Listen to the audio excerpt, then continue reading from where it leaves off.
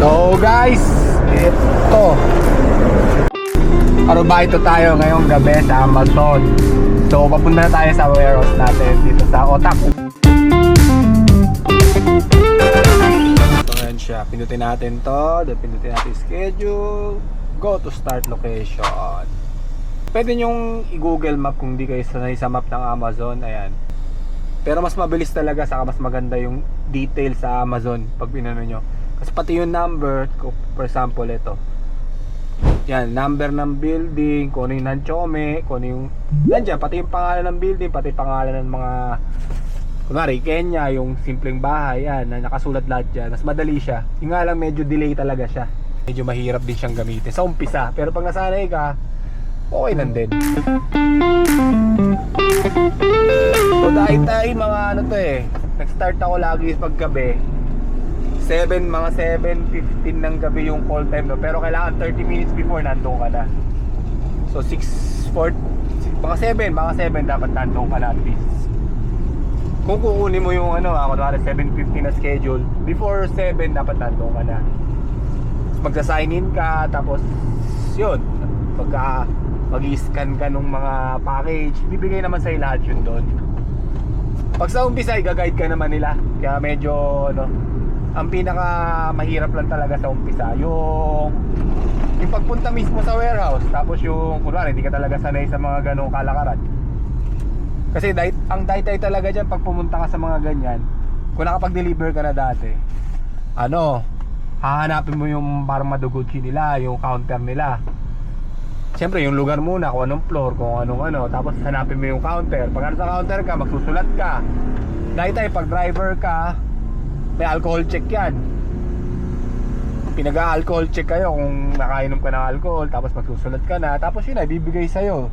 Pag bago ka, ituturo naman nila sa'yo in detail lahat ng gagawin mo, pati yung pagpapark mo kung saka hinto. Tapos bibigyan ka rin ng vest, saka ng ito vest, kagaya ng ano, vest na pang Amazon. Kailangan may ballpen ka rin. Ballpen, tapos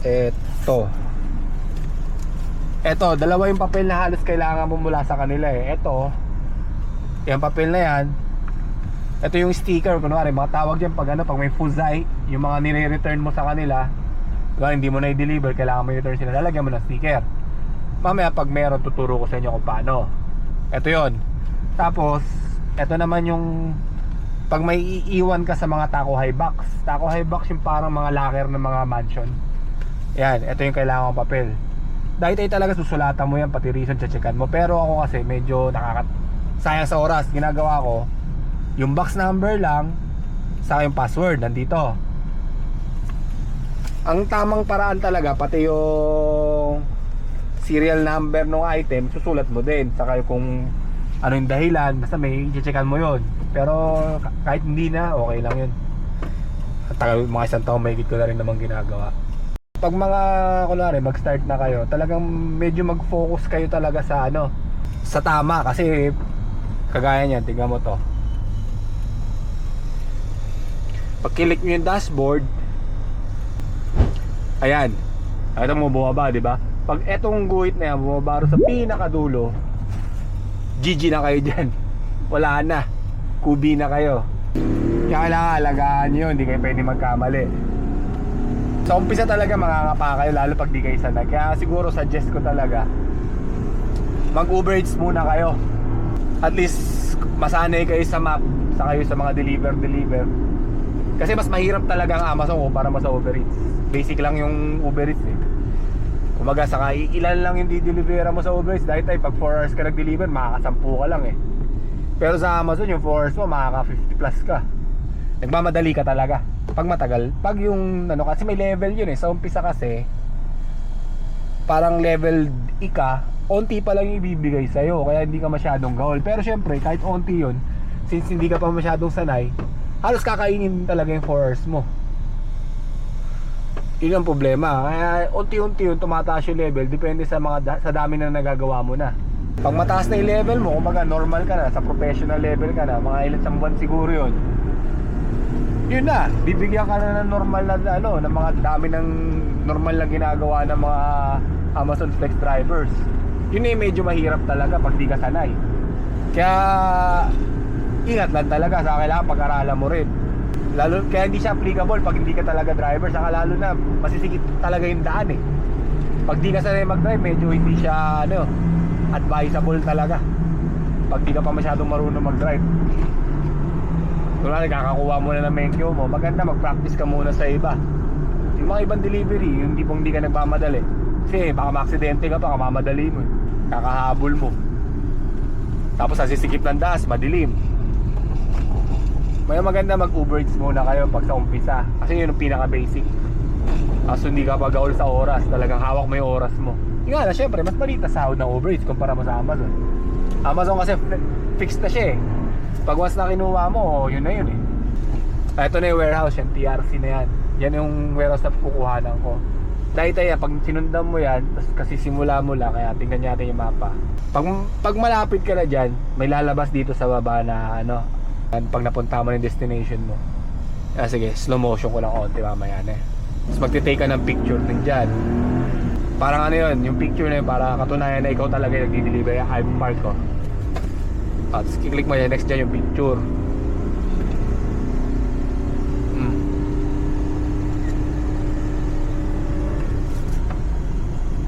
Ang timing dito sa amin kasi since 7:15, pwede ka lang mag-scan pag 7 na, pero kaya medyo mag-aantay din pag maaga. Hindi ka rin pwedeng pumunta ng masyadong maaga eh. Kaya at least 15 to 30 minutes before. Pero pag mas maaga doon, papalasin ka din. Kaya gaya yan, check in after 7 PM. Depende rin sa warehouse. Kung may mga warehouse kasing mahigpit, kailangan pag nag-ano kayo, susundin nyo yung speed limit sa warehouse. May ingay na warehouse eh. Dito medyo maluwag naman dito, walang pakialam yung mga dito eh.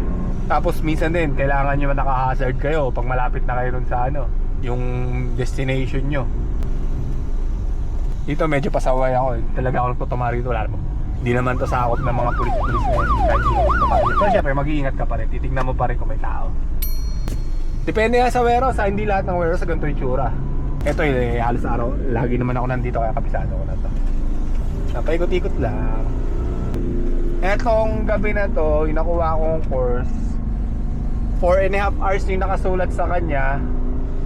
Pero minsan matatapos mo maaga, mga 3 hours, minsan 2 hours lang matatapos mo na. Pero minsan din, mas malate na konti.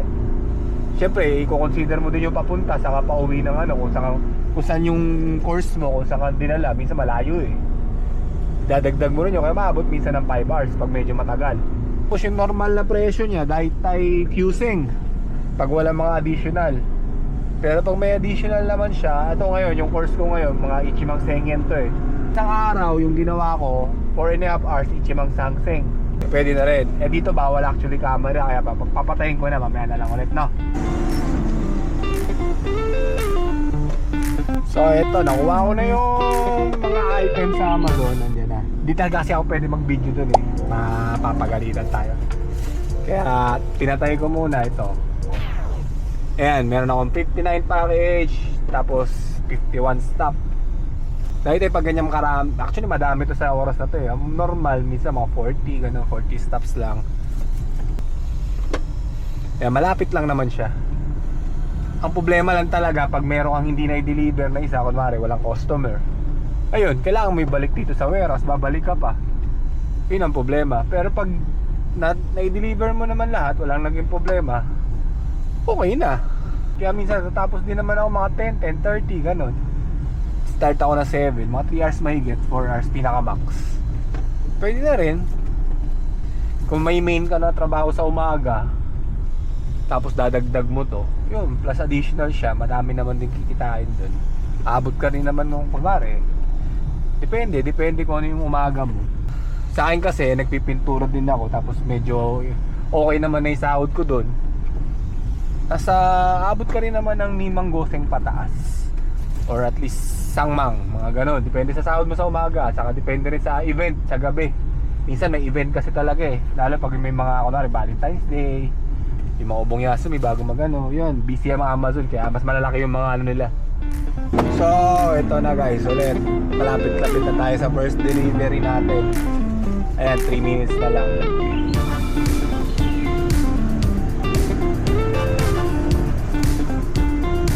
Ingat lang talaga sa paggamit nitong ano, ng Navi ng Amazon. Kasi medyo delay talaga siya eh. Ayan oh. Medyo pero advantage na that is kahit paano masasanay na rin kayo sa daan nang hindi kayo masyadong nagre-rely sa Navi.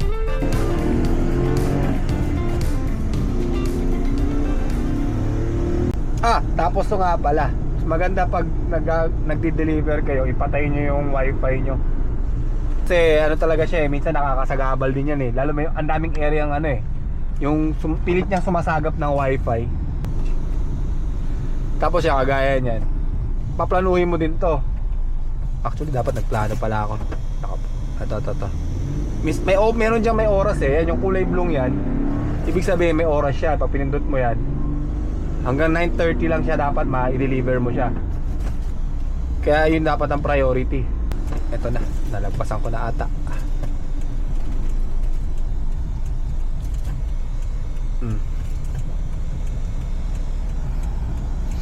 Yan. And then matututo rin kayo dumiskarte niya pag nag-Amazon kayo kung paano huminto nang hindi kayo jama sa daanan. Busina, wagas Ito sa akin kasi, sa gabi lang ako nag-aano kaya medyo madali lang sa akin. So ito, navy blue. Ito titignan mo, 0671. So yun yung sisimulan natin. Tapos ito yung package number 29. Hanapin natin 29. Ito 29, nakuha ko ng 29. Hindi ko muna dito. So yan, since 29 ito, kada magdi-deliver ka, dumating ka sa lugar, kailangan mo i-scan yung ano mo, package mo. Tapat mo lang sa barcode.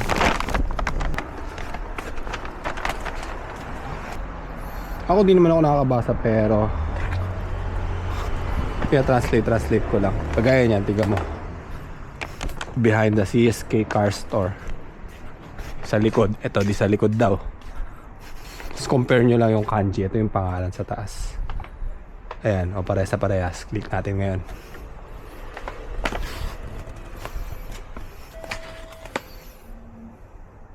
Konbawa Amazon-des. Ano mo? Ayan, di ba? So, pag na-deliver nyo na, click nyo to. Yung way ng mga pag-deliver, nakasulat lahat dyan. Click nyo ngayon tong house. Ito eh. Parang bibigay nyo by hand. Gaya ng ginawa ko yan. Click nyo yan. Continue. Acknowledge. Then swipe. Yung first deliver. Tapos na. Tayo sa pangalawang deliver. Kagaya nito. Sablay yung ano ko. Hindi ko pinlano kasi. Normally pinaplano ko yan eh. Hindi ko sinusunod yung number na nakasulat dyan. Kasi pag sinunod mo yan, magkakandaleche-leche lang yung ano mo. Kagaya minsan one way. Minsan kailangan nyo pang tumawid sa mga main road. Dapat, kagaya nito, dapat ang unang tinira ko tong 7-8 eh, bago yung number 2. Kaya ngayon, iikot patuloy ako. Dapat sa umpisa, pinaplano nyo na ngayon yan kung saan kayo pupunta. Kaya for example, ito, pwede ko nang tirahin ngayon itong 3, 12, 13, paikot na ako ng ganon. Ito muna tayo sa 3. Dapat talaga hindi nyo susundin yun. Kasi pag sinunod nyo yun, kakain kayo ng oras. Minsan magkatabing bahay, pero magkaibang number. Sablay din minsan talaga. Actually palagi sablay ang Amazon sa ganyan. Kaya mas maganda, titignan mo muna para ikaw na mismo gagawa ng ruta mo. Dito matututo kayo paano huminto ng hindi, ng kahit masikip, makakadiskarte kayo kung paano hihinto nang hindi kayo jama, or at least ma-minimize nyo yung pagiging jama nyo. Kagaya nya, lagi nyo tatanda pag may posting ganyan, nakikita nyo sa kanan may poste, hanggat maaari huwag kayo tumabi doon kasi masikip na yun eh. Lalo nyo pasisikipin yun pag tumabi pa kayo doon. Basta talaga palaging ano, isang kotse dapat makakadaan, dapat yung isang kotse doon kayo hihinto. Tapos checkin nyo rin yung pangalan ng mansion. Ito. Ayan, i-compare nyo ngayon dyan. Asset, tapos Amazon-des! First floor lang naman eh. Ouch ko. Konbawa, simasen. Okay, daw mo. Omo. Ito yung example ng Taco High Box. Ito. Para siyang locker. Diyan, pwede mo siyang iwan dyan. So, dito mo ilalagay yung ano, yung papel na sinabi ko kanina. Since by hand, click natin tong sa taas.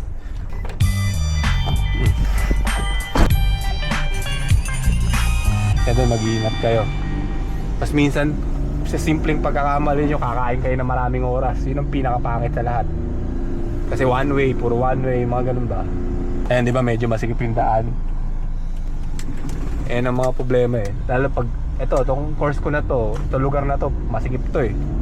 Nakailang punta na ako dito eh. Saka yung paghihinto mo, problema dyan pag kunwari, masikip na nga yung daan, one lane lang halos. To one lane lang to, may maluwag-luwag pa to, masikip.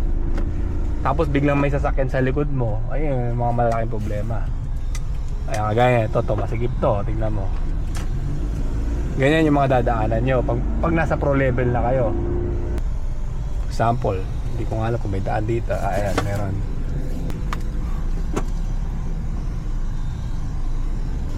Edi wow. Mamalidaan ko, delay yung mapa. Edi wow.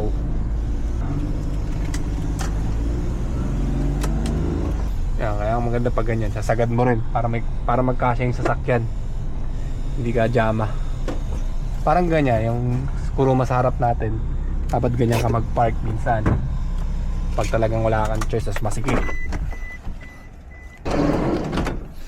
Yan, 37. Hanap na 37. Ito, 37, no? Pagkasya naman dito, hindi advisable to, pero minsan kasi nawawala. Kaya mas maganda mag-iwan dito.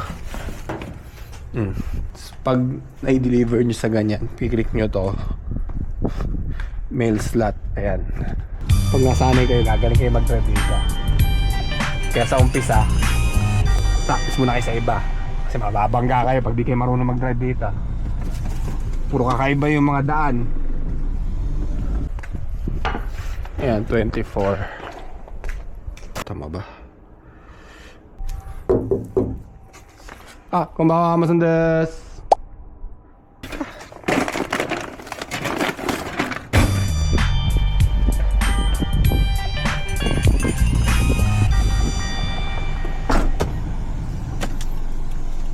Paggabi, ingat din pala kayo. Kunwari, hinto kayo sa talagang tahimik na lugar. Papatayin nyo rin yung engine nyo kasi baka magalit yung mga tao ba dun. Diba ang sikip? Tapos titingin pa kayo, pinaplano nyo. Yun sa umpisa, medyo malilito kayo. Pero pag once na nasanay kayo, dire-diretso naman na yan. Kasi marami rin kayo isipin talaga eh. 39 40, nandito yung 40.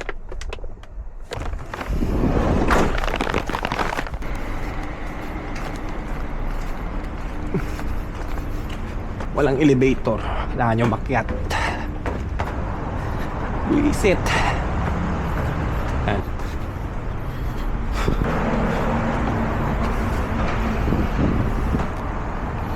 Ito, gas meter, pwede nyo ring iwan dito. Pero make sure nyo lang na tama yung pinaglalagyan nyo ba.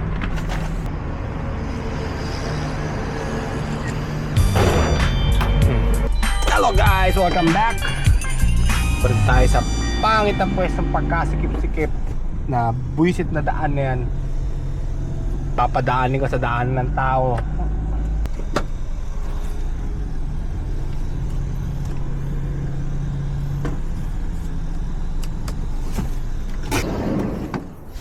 So 32. God damn it.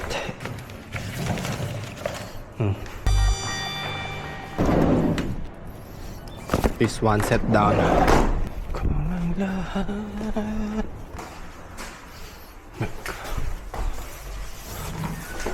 So ito, Taco Highbox. Iba-iba siya. Hindi naman siya pare-pares palagi. Ito yung medyo madali ito kasi may English version. Yung room number, type yung room number.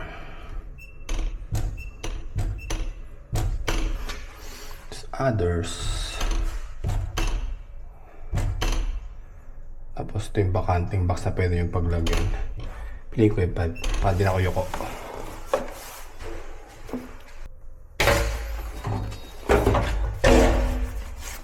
Sumimasen.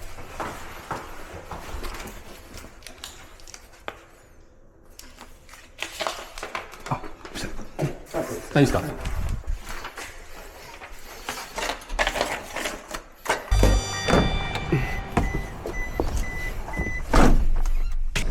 So ito, yung unang set ng lugar natapos ko naman na. So hanap ngayon tayo ng pangalawang set na ikutan natin kasi yan dami pa oh.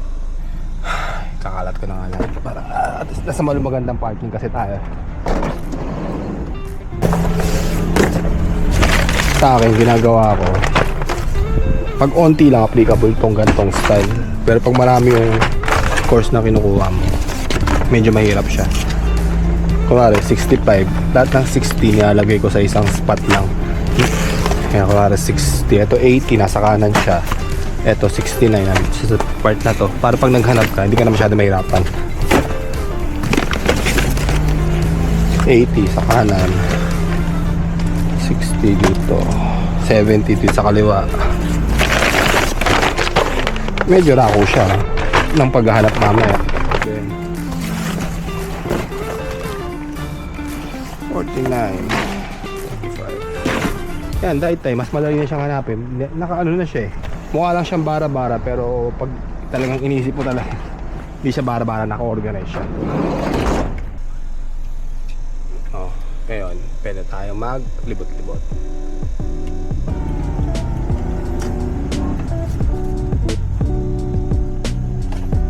Siyempre dadating kayo ng pagkain. Ayan, Pringles. Kaya lang pag may time.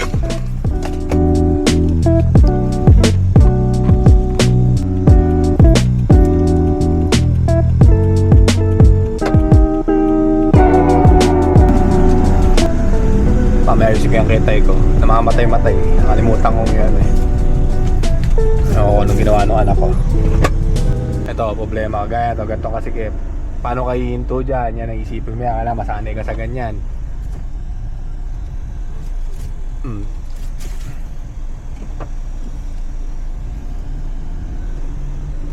Wala kang mahihintuan. No? Paano kayo hinto doon? Yung mga ganito. Minsan, pero to, minsan pwede kong huminto dyan sa kanan. O kaya dito mga parkingan ng mga bahay mismo, pwede ka naman huminto minsan. O kaya dito, pwede ka huminto. Basta magkakasya yung sasakyan, hindi ka jama. Pag talagang hindi, sarado mo yung side mirror mo.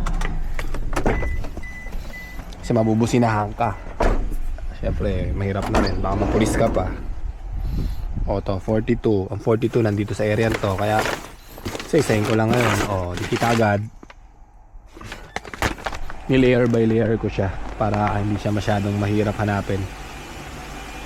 O, factory daw. Third floor. Anak ng pochan. Ano? Papasok dito. Ayan, di ba? Dadasak yan. Saan mo to? Sa jama.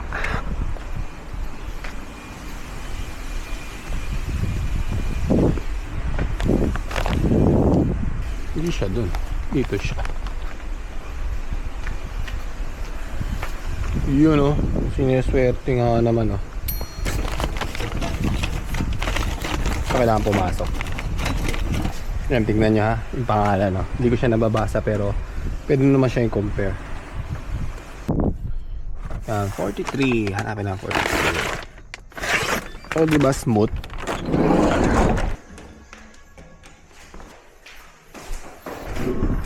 O diba? Pasaway! Tuwan, dito sa labas yun.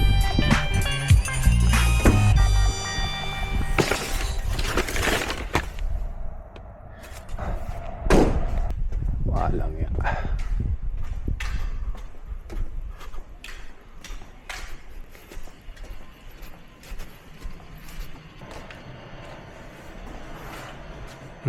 Sakto yung pangalan.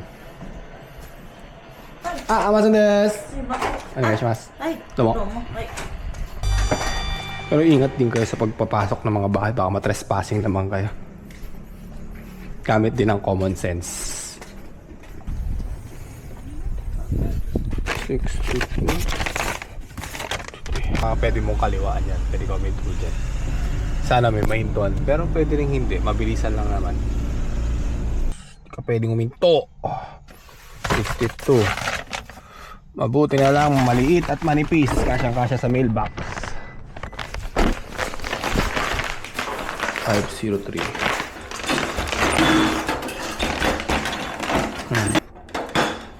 Mika.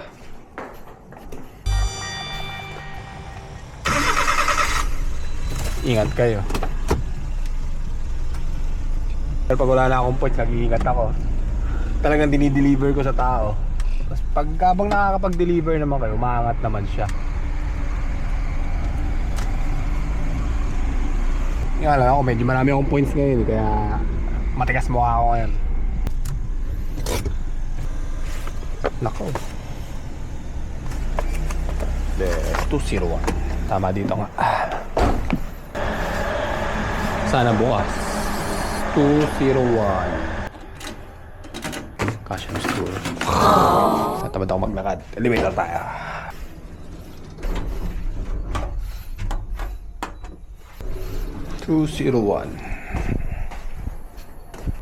Boom. Gas meter daw eh. Kaya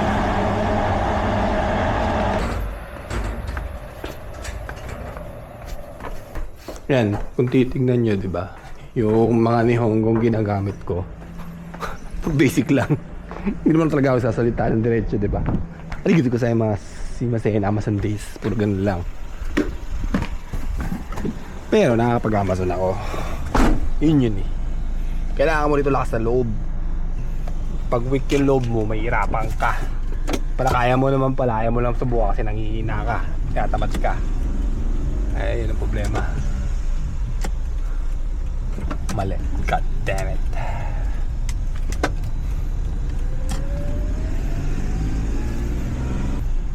Halos sakto na yung sasakyan. Di ba? Paano kayo hinto ngayon dyan? Kaya malaking problema. Tapos may sasakyan sa likod mo. Di wow. Doon yung pagdideliveran ko. Dosyo. Mga ba? Di ka naman pwedeng marang dyan. Di wow. Dito tayo. Dyan masusubok ang mga skills ng mga drivers.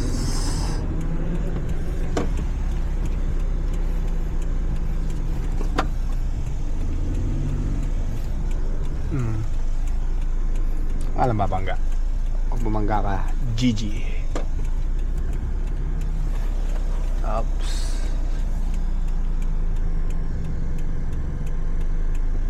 Boom. Walang alam ah.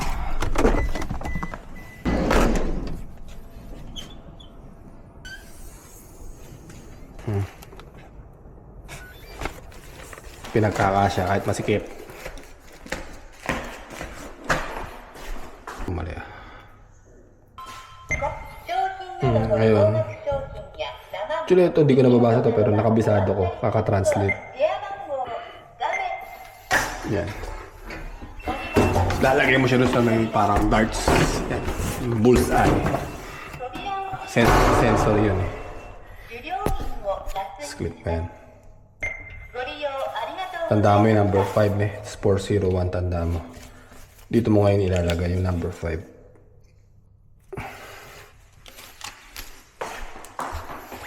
Tapos yung 401. Buisit. Ata. Ayan, number 5. Tapos iwan mo sa 401.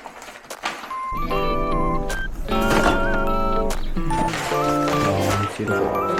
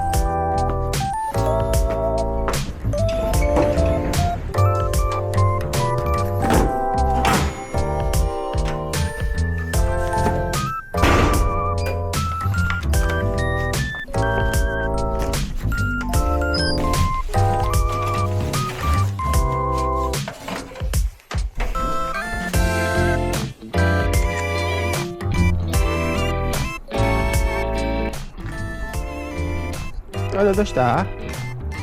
Oh, bakit? Hindi yung tinatawag ko customer. Sa Amazon, syungaks. Bakit? Ah. Eh, bakit pauwi na rin naman ako eh. Isang deliver na lang ako eh.